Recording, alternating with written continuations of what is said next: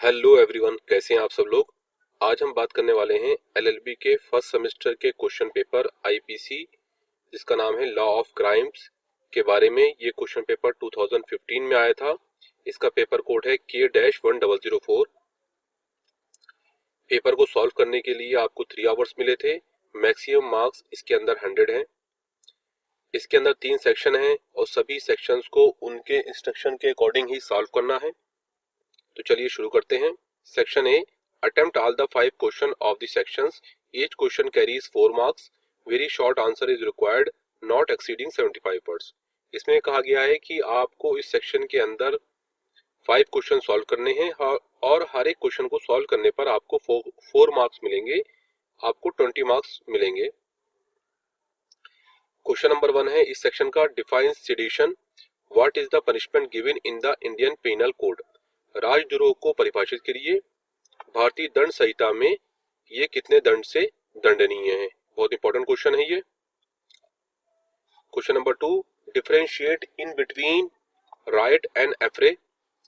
Right और affray दोनों different चीजें होती हैं। बलवा और दंगे में अंतर को स्पष्ट कीजिए। आपको 75 वर्ड्स के अंदर अपना आंसर लिखना है। ऑलमोस्ट कॉपी के सिंगल साइड के एक पेज में आता है इसका answer. Question number 3, how can the grievous hurt be caused, described in brief. घोर उपहित कितने प्रकार से पारित होगी, संक्षेप में बताइए। ये आपको ग्रेवियस हर्ट, ये भी इंपॉर्टेंट क्वेश्चन है। आगे आपको बता दें कि हमने इस तरह की एलएलबी और बीएलएलबी के प्रीवियस ईयर्स क्वेश्चन पेपर्स पर वीडियो बनाई हैं। उन सभी वीडियो का लिंक इस वीडियो के डिस्क्रिप्शन में दिया गया है, आप उसे भी एक बार जरूर देखें। आगे बढ़ते हैं। Question number 4, define criminal breach of trust. आपराधिक न्याय भंग को परिभाषित कीजिए। Question number 5, define abetment, how many ways it can be done. दुष्प्रेरण को परिभाषित कीजिए, ये कितने प्रकार से हो सकता है। सेक्शन बी स्टार्ट होता है। इसके अंदर आपको अपना आंसर 200 वर्ड्स के अंदर लिखना है और आपको 2 क्वेश्चन अटेम्प्ट करने होंगे। इस सेक्शन का पहला क्वेश्चन है, ignorance of law is no excuse. ये बहुत इंपॉर्टेंट है। But mistake of fact may be a good defence, discuss by giving instruction. विधि की अज्ञानता क्षम्य नहीं है परंतु तथ्य की भूल एक अच्छा बचाव है। यहाँ पे ये कोई नहीं कह सकता कि आपको विधि का ज्ञान नहीं था, वो क्षमा नहीं हो सकती उसमें, लेकिन आप तथ्य देने में भूल हो गई उस तरह से कहेगा तो आप बचाव कर सकते हैं। उक्त को उदाहरणों सहित स्पष्ट कीजिए। Question number 7, what are the offences against marriage, distinguish between section 493 and section 497। विवाह के विरुद्ध अपराधों का वर्णन कीजिए। धारा 493 व धारा 497 में विभेद कीजिए। Question number 8, discuss the law relating to constructive criminality. आपराधिक सहभागिता से संबंधित विधि का वर्णन कीजिए। यहाँ ये क्वेश्चन एंड हो जाता है क्वेश्चन सेक्शन। फिर नेक्स्ट सेक्शन की तरफ बढ़ते हैं। इस सेक्शन के अंदर आपके 5 क्वेश्चन होंगे, उसमें से 3 क्वेश्चन अटेम्प्ट करना है और हर एक क्वेश्चन को सॉल्व करने पर आपको 20 मार्क्स मिलेंगे। यहाँ पे इसके बारे में हिंदी में बताया गया है। इस सेक्शन का पहला क्वेश्चन है question number 9, define the word crime and explain the different stage of crime. Important question है कि क्राइम क्या होता है उसके बारे में बताइए और उसके डिफरेंट स्टेजेस क्या होती हैं क्राइम की। अनुवाद है इसका, अपराध शब्द को परिभाषित कीजिए तथा अपराध की विभिन्न अवस्थाओं का भी वर्णन कीजिए। Question number 10, when a person is said to be abet the doing of a thing, who is an abettor, also explain the criminal conspiracy. एक व्यक्ति किसी चीज के उत्प्रेरण के लिए कब उत्तरदायी माना जाता है। इंपॉर्टेंट क्वेश्चन है, कई बार आ चुका है ये। उत्प्रेरक कौन होता है। आपराधिक षड्यंत्र को भी परिभाषित कीजिए।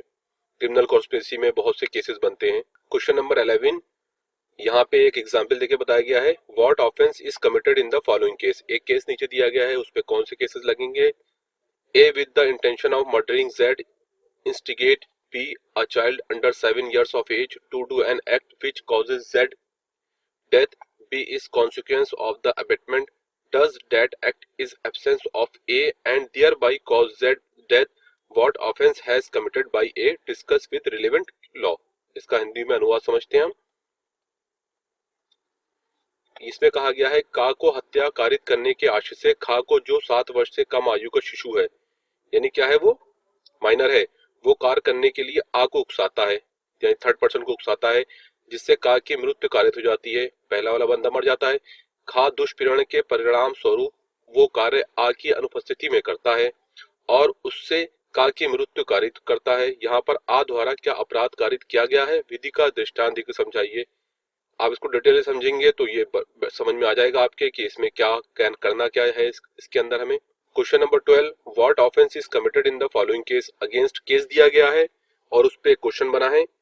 ए shakes his fist at Z intending और knowing it to be likely that he may thereby cause Z to believe that A is about to strike Z। Hindi में अनुवाद इसका, का अपना मुक्का जिस्ट है खा पर इस आशय से या ये संभाव्य जानते हुए लाता है कि उसके द्वारा खा को ये विश्वास हो जाए कि का खा को मारने वाला है, यानी नेक्स्ट सामने वाले को पता चल जाए कि ये सामने वाला उसे मारने वाला है। इसके बारे में आपको बताना है। Question number 13, explain the term criminal misappropriation and criminal breach of trust with illustration also distinguish between them. आपराधिक दुर्विनियोग एवं आपराधिक न्याय भंग की उदाहरण सहित व्याख्या कीजिए। इन दोनों में अंतर भी स्पष्ट कीजिए। यहाँ ये क्वेश्चन पेपर एंड हो जाता है। इस क्वेश्चन पेपर के अंदर 13 क्वेश्चन थे। इस तरह की एलएलबी और बीएलएलबी के प्रीवियस ईयर्स के क्वेश्चन पेपर की वीडियो में दिया गया है उसका लिंक, आप उसे भी जाके अवश्य देखें, उससे आपको अपना आंसर लिखने में हेल्प मिलेगी। Thanks for watching this video.